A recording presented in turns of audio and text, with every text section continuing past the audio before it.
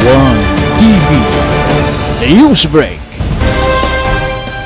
Og karon sa detalye sa nagbagang mga balita sa One TV Newsbreak Misamis Occidental. Misamis Annex IS benepisyaryo sa Reading Hub gikan sa usa ka religious organization. Makabato na og mahalon nga Reading Hub ang Misamis Annex Integrated School sa Barangay Carmen Annex, Osamis City. Kini human gipermahan ang usa ka Memorandum of Agreement tali sa Department of Education Osamis nga mga representante sa The Church of Jesus Christ of the Latter-day Saints og sa kagamanang lokal sa Dakbayan sa Osamis, Agosto 4, 2026. Ang proyekto mo kantidad og 640,000 pesos nga punduhan sa maong religious organization.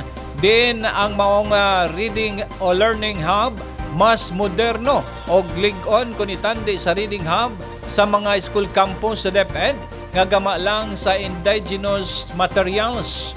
Ang Reading Hub usag ka pasilidad sulod sa school campus nga gilainan og distansya sa mga classroom aron dili madisturbo ang adunay mga klase og makatutok usab sa pagbansay sa reading comprehension ang mga estudyante. Kini nga suporta gikan sa The Church of Jesus Christ of Latter-day Saints kon Mormons. Gipasalamatan pag-ayo ni Osamis City OIC Schools Division Superintendent Junicio Eliwagon Jr. og sa kagamanang lokal sa Dakbayan sa Osamis, pinagi ni Education Committee Chair Honorable Cecil Co sa ngalan ni Mayor Sam Norman G. Puentes.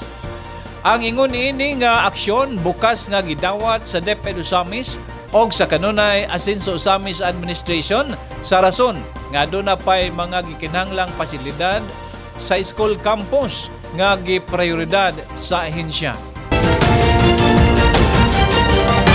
One TV News